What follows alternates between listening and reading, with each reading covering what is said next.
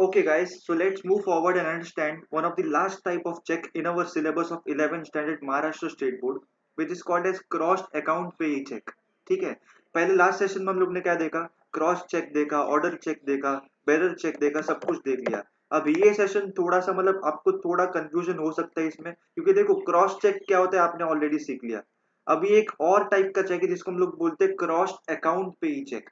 ठीक है, आपको इसमें सब कुछ सेम आएगा. देखो जैसे कि first point on the account pay check, ठीक है, two lines are made with the word account pay on the top left of the check. ठीक है, मतलब जब भी हम लोग क्रॉस करते हैं ना ऊपर टॉप लेफ्ट में, तो क्रॉस तो करना ही है, पर वो दो क्रॉस के बीच में हम लोग अकाउंट पे वर्ड्स में लिखेंगे. अकाउंट पे हम लोग वर्ड्स में लिखेंगे वहां पे. ठीक है, and the amount which is mentioned on the cheque, समझ लो अगर 1 लाख रुपए का चेक है, the amount which is mentioned on cheque is only transferred to the bank account of the payee whose name is mentioned on the check. जिसका नाम check पे mention किया है उसी को हम लोग वहां पे पेमेंट बैंक वाला करेगा. ठीक है, and no cash payment is made in this type of cheque also. ठीक है, मतलब देखो अभी आप लोग बोलोगे कि सर इसमें डिफरेंस क्या है ना फिर. ठीक है, लास्ट वाला देखो क्रॉस चेक था, no cash payment is made, amount is only mention, मतलब देखो amount mention on the cheque is only transferred to the bank account of the payee. वहां पे भी सेम था, यहाँ पे भी सेम है. ठीक है, और हम लोग क्या करते थे, टॉप लेफ्ट पे हम लोग दो लाइंस ड्रॉ करते थे, तो यहाँ पे भी टॉप लेफ्ट में दो लाइंस ड्रॉ तो करना ही है. ठीक है, सिर्फ फर्क क्या है कि हम लोग को भी अकाउंट पे ही लिखना है. दो लाइंस जब हम लोग ऊपर लेफ्ट में ड्रॉ करेंगे ना, क्रॉस चेक करेंगे, तभी तभी हम लोग को अकाउंट पे ही लिखना है वहां पे. ठीक है, तो ध्यान से इसको स्टडी करो. ये रहा आपका स्पेसिमेन. देखो यहाँ पे दो क्रॉस किया हुआ है और अकाउंट पे ही यहाँ पे लिखा हुआ है वर्ड्स में. Right, so this is called as a crossed account pay check. ठीक है, तो अभी my dear friends, the most important question that must be arising in your mind is कि sir what is the difference between a cross check and the account pay cross check. ठीक है, difference क्या है? Simple एक ही difference है my dear friends, अच्छे से सुन लेना इसको. Cross checks can be endorse to other parties. इसमें कोई ऐसा कंडीशंस नहीं है, it can be endorse to other parties as well. जबकि crossed account pay cheques can not be endorse and the funds are only transferred to the account whose name is mentioned on the check. ठीक है, सो एक simple फर्क है ये between the cross check and the account pay cross check. ठीक है, सो I hope आपको इधर तक क्लियर हो गया हो. वापस रिपीट करता हूँ, cross cheque can be endorse to other parties also, but the crossed account pay check cannot be endorsed to other parties, and the amount which is mentioned on the check is only transferred to the payee जिसका नाम account मतलब check पे लिखा हुआ है. ठीक है, अगर चेक पे लिखा है आकाश तो सिर्फ आकाश को ही जाएगा वो पैसा, किसी और को नहीं जाएगा वो. ठीक है, it can not be endorse to other parties. Okay, चलो. So this is the main difference. इधर तक आई होप आपको सबको समझ में आ गया रहेगा. We studied different types of cheque, cross हो गया, बेरर हो गया, ठीक है, ऑर्डर चेक हो गया, right. Apart from that across account pay cheque हो गया. Everything is crystal clear. ठीक है, now let's move forward and understand my dear friends. अभी हम लोग जर्नल एंट्रीज को पास करना सीखेंगे, उसके कंडीशन सीखेंगे, उसका इंपॉर्टेंस और यूटिलिटी सीखेंगे.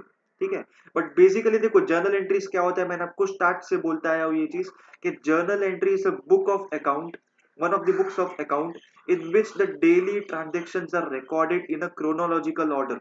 क्रोनोलॉजिकल ऑर्डर मतलब क्या होता है माय डियर फ्रेंड्स? समझ लो कि आज 1 तारीख को एक ट्रांजेक्शन हुआ है, फिर 3 तारीख को ट्रांजेक्शन हुआ है, फिर 6 तारीख को ट्रांजेक्शन हुआ है, तो मैं एकदम डेट वाइज क्रोनोलॉजिकल ऑर्डर में अपना एंट्रीज को पास करूंगा जर्नल में. ठीक है, so this is the specimen of the journal my dear friends. एक होता है डेट, पहला कॉलम डेट का हो गया, जहां पे हम लोग क्रोनोलॉजिकल ऑर्डर में डेट का एंट्रीज पास करेंगे, पहला तारीख, दूसरा तारीख, तीसरा तारीख, and so on and so fourth. ठीक है, फिर पर्टिकुलर्स हो गया, फिर लेजर फोलियो हो गया. मतलब एक बात हमेशा याद रखो माय डियर फ्रेंड्स, ये पूरा चैप्टर में जो भी हम जर्नल एंट्रीज रिकॉर्ड करने वाले डे टू डे ट्रांजेक्शंस के, वो हम लोग क्यों बना रहे जर्नल्स? ताकि हम लोग हर एक चीज का फिर लेजर बना सके. ठीक है, so all this journal entries will be passed on to the ledger, and hence therefore the name of chapter number 4 is going to be ledger. ठीक है, चैप्टर नंबर 3 हम लोग क्या कर रहे हैं, जर्नल कर रहे हैं, चैप्टर नंबर 4 लेजर होने वाला है. तो पहले जर्नल हम लोग सीख लेंगे कैसे एंट्री पास करना है, उसके बाद हम लोग उसको लेक्चर में तो आराम से कर ही पाएंगे, उसमें कोई टेंशन नहीं होना है. ठीक है, कंटिन्यूएशन वाला चैप्टर है दोनों. ठीक है, सो पहला कॉलम डेट का होता है क्रोनोलॉजिकल ऑर्डर में, फिर पर्टिकुलर्स, फिर लेजर फोलियो, कौन सा अमाउंट डेबिट हो रहा है, कौन सा अमाउंट क्रेडिट हो रहा है, सब कुछ हम लोग यहाँ पे करेंगे. और total amount should be matching matching, मतलब डेबिट एंड क्रेडिट अमाउंट का जो टोटल होता है ना, हमेशा मैच होना चाहिए यहाँ पे जर्नल रिकॉर्ड करते वक्त. ठीक है, नो वरीज। सो इधर तक आई होप आपको क्लियर हो गया हो। So let's move forward and understand a bit of a theory my dear friends now. Time for some theory. ठीक है, ध्यान से समझ लेना इसको। ओके, एक मिनट। ओहो,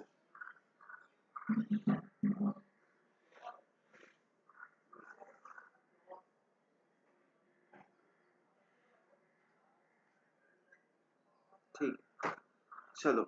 तो अभी देखो मैं थोड़ा इसे इसको इरेज कर लेता हूँ। Just a second my dear friends. Right, so let's understand the importance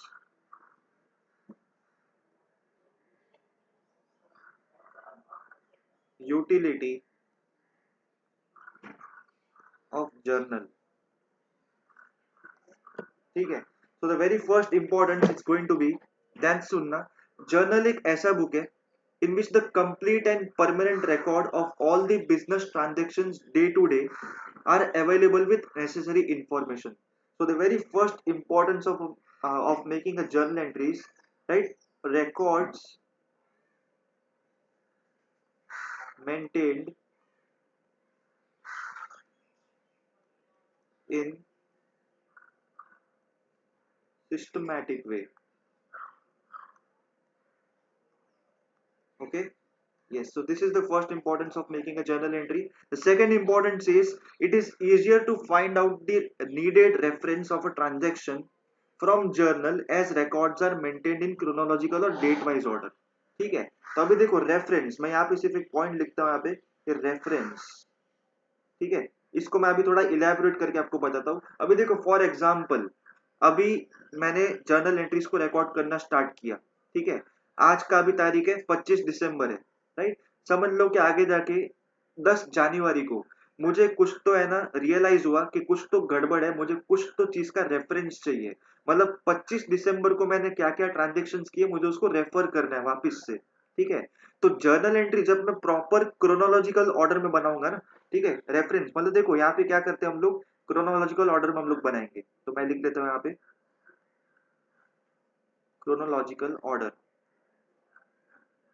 ठीक है, तो जब मैं प्रॉपर एंट्री बनाऊंगा ना क्रोनोलॉजिकल ऑर्डर में, जर्नल का एंट्री पास करूंगा ना, तब मेरे को क्या करेगा ना, मेरे को सिंपल रहेगा। जब मैं जनवरी 10 को बैठा रहूंगा, व्हेन आई एम ऑन 10 जनवरी, तो 25 दिसंबर को क्या ट्रांजेक्शन हुआ था मैं उसको आराम से रेफर कर पाऊंगा। मतलब it will be easy for me to take a reference of 25 January transaction, sorry 25 दिसंबर के ट्रांजेक्शन को। ठीक है, मैं जनवरी 10 में बैठा हूँ, 25 दिसंबर को क्या ट्रांजेक्शन किया था मेरे को वो जानना है, तो उसका रेफरेंस मैं आराम से ले पाऊंगा क्योंकि मैंने ऑलरेडी जर्नल एंट्रीज पास किया हुआ है in a systematic chronological order. So this is one of the another importance or utility of a journal, usefulness of a journal entries, इतना important होता है वो बनाना। ठीक है, the other importance is point number 3 says one can easily understand the extent, nature and scope of business transactions entered in the journal through brief explanation of the transaction called as narrations। ठीक है, सो ये एक सबसे important point होता है, याद रखना my dear friends, narration. ठीक है, हैंड राइटिंग के लिए क्षमा चाहता हूँ, चलो थोड़ा सा और अच्छा करने की कोशिश करता हूँ। NARATION, narration. ठीक है, double R A, sorry, NARRATION। तो अभी देखो नरेशन का मतलब क्या होता है ना माय डियर फ्रेंड्स, यहाँ पे देखो अच्छे से, ये जो भी मैं पर्टिकुलर है ना, समझ लो कि अगर मैंने मशीनरी बाय किया दुकानदार के पास से, ठीक है, तो मैं यहाँ पे डेबिट और क्रेडिट का एंट्री पास करूंगा पर्टिकुलर्स में। ठीक है, तो ये डेबिट और क्रेडिट का एंट्री पास करने के बाद मैं नीचे ना एक छोटा सा ओपन और क्लोज राउंड ब्रैकेट्स के बीच में एक है ना नरेशन लिखूंगा कि being amount paid for machinery purchased, being amount paid for machinery purchased, so that is called as narration। मतलब ये जो पर्टिकुलर था ना, मैंने जो मशीनरी परचेस किया दुकानदार के पास से, वो एक स्टोरी है, ये एक नरेशन है जो मुझे दिखाना पड़ेगा जब मैं जर्नल एंट्रीज पास करूंगा तब। तभी मुझे मालूम पड़ेगा ना यार कि अगर समझ लो आज मैं 10 जनवरी को बैठा हूँ, 25 दिसंबर को क्या ट्रांजेक्शन हुआ था, अगर मैं नरेशन लिखे बिना एंट्री देखूंगा तो मुझे क्या समझेगा कि एंट्री किस चीज का था वो, राइट। तो मुझे कब समझेगा कि एंट्री किस चीज का था, जब मैं प्रॉपर नरेशन लिखूंगा ना यहाँ पे ओपन और क्लोज राउंड ब्रैकेट के अंदर कि being amount paid for machinery purchased from दुकानदार XYZ। ठीक है, तभी मुझे मालूम पड़ेगा। ठीक है, so importance of this narration is very much high when you are maintaining a journal entry with recorded day to day transactions in a chronological order. ठीक है, so point number 1 again revision करते हैं, we have to record maintain journal entries in a proper chronological order. ठीक है, और reference अगर समझ लो मैं 10 जनवरी को बैठा हूं तो 25 दिसंबर को क्या ट्रांजेक्शन किया था मैं अच्छे से देख पाऊंगा, क्योंकि मैंने ऑलरेडी रिकॉर्ड एकदम सिस्टमैटिक वे से किया है, डेट वाइज किया हुआ है। ठीक है, और नरेशंस भी मेरे को मेंटेन करना पड़ेगा वहां पे, तो ही मुझे मालूम पड़ेगा कि 25 दिसंबर को मैंने ये जो 1 लाख रुपया है किस चीज के लिए खर्चा किया था। ठीक है, मशीनरी के लिए खर्चा किया हो, सैलरी दिया हो, किस चीज के लिए किया हो, कब मालूम पड़ेगा, जब नरेशन लिखा हुआ रहेगा तभी मालूम पड़ेगा। So that's the importance and utility of journal entry, my dear friends. I hope इधर तक आपको सब कुछ समझ में आ रहा हो। Okay, so let's move forward to point number 4. In journal, all the entries are made on the basis of source documents. Therefore, journal are acceptable by the court of law as evidence or proof in case of any disputes. ठीक है, तो मैं यहाँ पे head point लिख लेता हूँ। In it has a legal validity. It has a legal validity in courts of law in case of any disputes. ठीक है, मतलब समझ लो अगर दो पार्टीज के बीच में कुछ अनबन हो जाती है कि नहीं नहीं तू तो झूठ बोल रहा है, नहीं नहीं तू तो सच बोल रहा है, कि झूठ बोल रहा है, क्या है पता नहीं चल रहा है, तो जब एक प्रॉपर जर्नल हम लोग एंट्रीज मेंटेन करेंगे ना, रिकॉर्ड, तभी हम लोग उसको रेफर कर पाएंगे in the courts of law to settle off any disputes. Hence, therefore, it holds a lot of importance, my dear friends, to record a proper systematic journal entry. ठीक है, it is a legal document, it has legal validity in the courts of law in case of settling any disputes. ठीक है, तो ये अपना importance एक और हो गया, point number 4। Let's move on to understand the point number 5।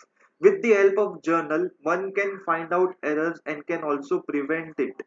ठीक है, अगर समझ लो एरर, ठीक है, एरर हम लोग को प्रिवेंट करना है। ठीक है, चलो मैं यहाँ पे लिख लेता हूँ एरर प्रिवेंशन। ठीक है, अभी समझ लो कि मैंने एक मशीनरी खरीदा है, ठीक है, 5,000 रुपए का। ठीक है, पर वहां पे मैंने गलती से लिख लिया था 50,000 रुपया। ठीक है, और मेरा अकाउंट टैली नहीं हो रहा है, मेरा जर्नल टैली नहीं हो रहा है, राइट, मतलब मेरे खाते से जितना पैसा गया है जितना पैसा आया है वो टैली वगैरह कुछ तो मतलब हो रहा नहीं है। ठीक है, तो मैं मेरे को अभी चेक करना है कि एरर मेरा कहाँ पे हुआ है, मेरा एरर, मेरा मिस्टेक कहाँ से हुआ है। ठीक है, तो मेरे पास समझ लो मैंने मशीनरी खरीदा है दोस्त के पास से, दुकानदार के पास से, तो मेरे पास उसका बिल 5,000 रुपए का, जबकि मैंने जर्नल में एंट्री करते हो एक जीरो ज्यादा लगा दिया, 50,000 कर दिया। ठीक है, तो एरर कब प्रिवेंट होएगा, जब मैं स्टडी करूंगा ना जर्नल को, मैं वापस क्या करूंगा, पूरा जर्नल एंट्री को लेके बैठूंगा, हर एक ट्रांजेक्शन को और उसके अमाउंट को वेरीफाई करूंगा, क्रॉस चेक करूंगा, और कुछ एरर है कि नहीं डिसाइड करूंगा, वहां पे देखूंगा, वहां पे तो मेरे को मालूम पड़ा कि अरे यार मैंने तो 5,000 का 50,000 करके रख दिया है, तो मैं फिर से वहां पे एक जीरो को कैंसिल करूंगा, प्रॉपर जर्नल एंट्रीज को वापस टोटल करूंगा, और अब मेरा जर्नल टैली हो गया। ठीक है, so this is one of the other importance of journal के, अगर हम लोग को कुछ समझो एरर्स होता है, so we can prevent those errors. ठीक है, with the help of a journal entries, जब मैं प्रॉपर जर्नल को रिकॉर्ड करूंगा, वापस चेक करूंगा, रीचेक करूंगा, बार बार 1000 बार, तभी मैं सब एरर्स को प्रिवेंट कर पाऊंगा। ठीक है, so this is point number 5. ठीक है, the point number 6 says arithmetical accuracy of entries is possible when totals of debit and credit columns get agreed. ठीक है, जैसे मैंने आपको यहाँ पे बताया था, याद है कि ये जो डेबिट और क्रेडिट कॉलम का जो अमाउंट है वो हमेशा अरिथमेटिकल एक्यूरेसी के साथ टैली होना चाहिए, कुछ भी डिफरेंस नहीं आना चाहिए, अगर कुछ डिफरेंस आ रहा है मतलब मान लेना कि गड़बड़ है वो। ठीक है, so this is point number 6। हम लोग को जर्नल एंट्रीज काम आता है to maintain the arithmetical accuracy, अपना अरिथमेटिकल एक्यूरेसी प्रॉपर रहता है उसमें, जर्नल की वजह से कुछ भी इधर उधर नहीं होता है वहां पे। ठीक है, and the point number says with the help of journal preparation of final account is easily possible. मतलब देखो हम लोग पूरा जो 11th सिलेबस में करने वाले, क्या करने वाले, जर्नल करने वाले हैं, लेजर करने वाले हैं, फिर हम लोग ट्रेडिंग, पीएनएल और फाइनल अकाउंट्स पूरा कैसे प्रिपेयर करना है वो सीखने वाले। तो ये जो जर्नल है ना वो एक पूरा बेस है, वो इस बेस के आधार पे, और नेक्स्ट चैप्टर जो है लेजर, जर्नल और लेजर के आधार पे हम लोग पूरा फाइनल अकाउंट्स प्रॉपरली हम लोग बना पाएंगे। अगर यही ठीक से नहीं बनाया ना, अगर इसमें ही कुछ गड़बड़ कर दिया जर्नल में और लेजर में ही, तो हमारा पूरा फाइनल अकाउंट्स टैली होएगा ही नहीं, बहुत गड़बड़ होएगा। ठीक है, so this is the base, and hence therefore my dear friends, right. This importance of journal entry is so much कि जर्नल और लेजर जब अच्छे से बनाओगे तभी आपका फाइनल अकाउंट अच्छे से बन पाएगा. And that's the importance of journal entries my dear friends. Okay, so I hope ये जो 5 6 7 पॉइंट्स है जो मैंने अभी तक आपको सिखाया, this 7 points are clear to you. This is the importance of maintaining journal entries. And apart from that this is how the journal looks like. ये एक स्पेसिमेन है जर्नल एंट्री का. ओके, इसमें हम लोग क्या क्या कॉलम्स बनाने वाले, date, particulars, ledger folio, debit amount and credit amount. ठीक है. सो आई होप इधर तक सब कुछ क्लियर है. All clear my dear friends. So in next session अभी हम लोग क्या करेंगे ना, simple we will understand which are the following steps of journalising. ठीक है. जर्नल एंट्रीज पास करने के लिए कुछ हम लोग कुछ स्टेप्स फॉलो करना पड़ता है, वो हम लोग सीख लेंगे वहां पे नेक्स्ट सेशन में. ठीक है. बट जाने से पहले मैं आपको एक और चीज का मतलब समझा देता हूँ इसी सेशन में, which is called as casting of journal. मैं लिख देता हूँ यहाँ पे, एक मिनट, जस्ट मिनट. यस, चलो. हेडिंग है कास्टिंग ऑफ जर्नल.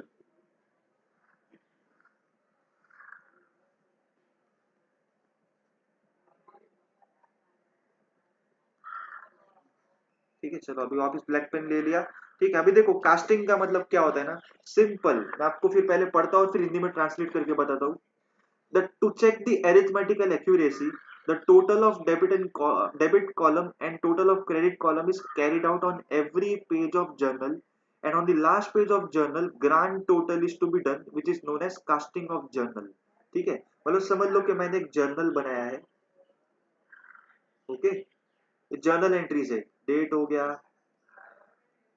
पर्टिकुलर्स हो गया, लेजर फोलियो हो गया, डेबिट अमाउंट हो गया, क्रेडिट अमाउंट हो गया.